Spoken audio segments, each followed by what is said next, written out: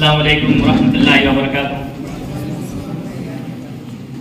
तकरीबन 10 बजे से अभी तक आप लोग लगातार यहाँ पर सुन रहे हैं और अब इस मूड में नहीं है कि और मज़ीद सुना जाए, लेकिन ये प्रोग्राम जो हम लोगों ने सजाया और तमाम हमारे साथियों ने जो इसमें सजावट की, उसकी सबसे बड़ी कामयाबी है कि आप सारे अहबाब यहाँ पर आए और उन्होंने अच्छी अच्छी बातें रखी।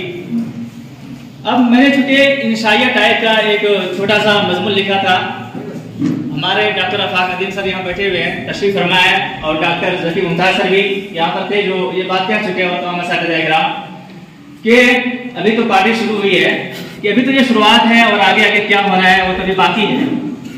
इसी और चूंकि अगर कोई शख्स बीएड करे और वो लेसन प्लान से अपने आप को अलग समझे, ऐसा तो हो नहीं सकता है। लेसन प्लान तो एक जिंदगी का एक हिस्सा है। इसी सिलसिले में मेरी जिंदगी का जब पहला दिन और फर्स्ट दिन था, उसी के सिलसिले में हमने एक इंशाइया लिखा है। मैं चाहता हूँ कि चूंकि एक मज़ाहिया टाइप का है और चाहता हूँ कि आपके समाप्त किया जाए। उम्मीद है आप लोग इसको सुनेंगे। यहाँ पर यह है कि इसका हेडिंग है मनसूबे सबक और सर की बात घबराना नहीं है। ये दो बात है। कहते हैं कि सुनी हुई बात देखी हुई बात इतनी नहीं होती। बहुत हम सुनते आ रहे थे, लेकिन कुछ मेरे साथ ऐसा हुआ, ये बात जो है हम सुनते आ रहे थे, लेकिन कुछ मेरे साथ ऐसा हुआ कि हमें इस पर यकीन करनी पड़ गई कि सुनी हुई बात वाकई में देखी हुई बात इतनी नहीं होती।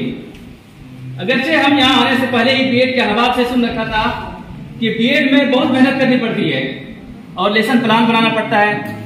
हमने इस पेशन गोई को भी दूसरे बेशुमार पेशन गोई की तरह, जैसे कि 2023 में क़यामत आ जाएगी, पूरी दुनिया खत्म हो जाएगी, हल्के में लिया था।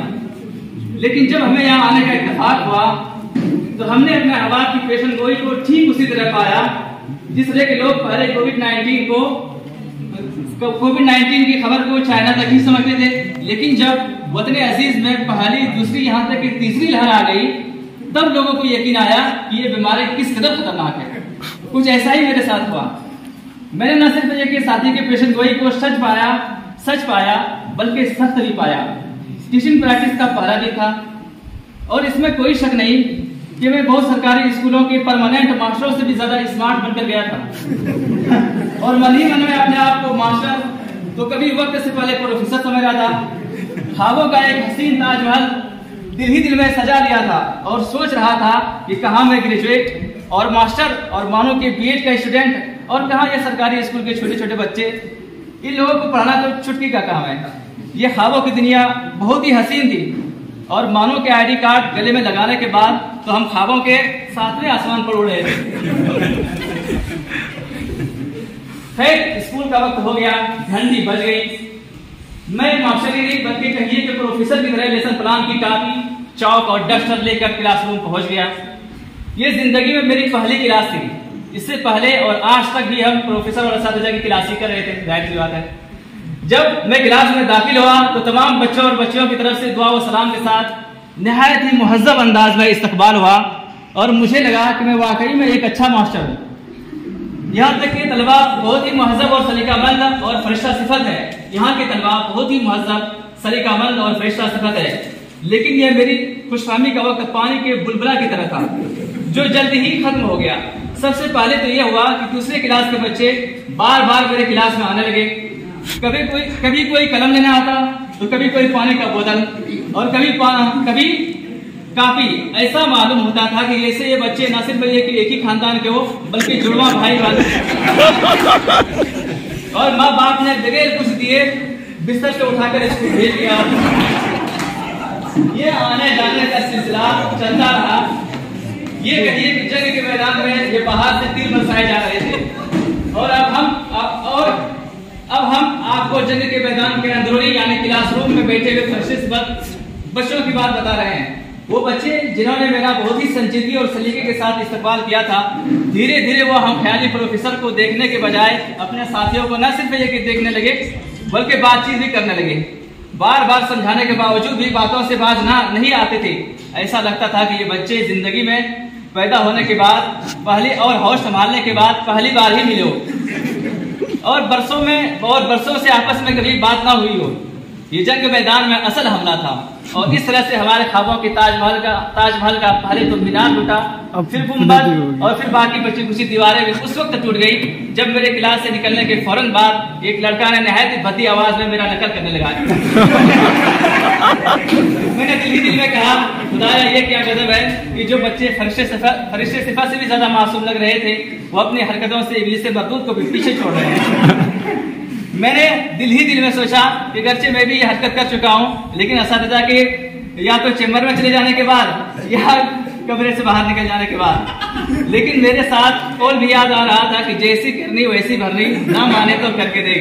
लेकिन मेरे साथ जैसी भरनी हो रही थी वो मेरी करनी से कई गुना ज्यादा था। फिर मैंने कहा कि जमाना में तो बहुत तेजी से तरक्की कर रहा है, जमाना तो बहुत तेजी से तरक्की कर रहा है, तो फिर भरनी का तरक्की कर जाना कोई नई बात नहीं है। इस तरह से मेरे ख्वाबों का ताजमहल जो पहले ही टूट चुका था और कुछ देर के बाद अपने आप को प्रोफेसर और मास्टर तो कोसों दूर बल्कि मानो के स्टूडेंट समझने में भी शर्म आने लगी। बार बार हमें अपने असतजा की बात घबराना नहीं, बार बार हमें अपने असतजा की बात घबराना नहीं याद आने लगी। अगरचे घबराना नहीं और घबराने में जिस्म जान का रिश्ता है। हम क्यों नहीं घबराते जबकि हमसे पहले एशिया के सबसे बड़े शायर चाचा गालिब भी घबरा चुके हैं और अपने दर्द दिल को कुछ इस तरह से बयान किया है, दिल ही तो है न संग खिश्त दर्द से भरना आए क्यों, दिल ही तो है न संग खिश्त दर्द से भरना आए क्यों, रोएंगे हम 1000 बार कोई हमें सताए क्यों। और असर गोंडवी साहब भी घबरा चुके हैं। अगरचे उन्होंने तरकीब बता दी है कि घबराहट को कैसे कम, असर गोंडवी साहब भी घबरा चुके हैं और उन्होंने तरकीब बता दी है कि घबराहट को कैसे कम करना है।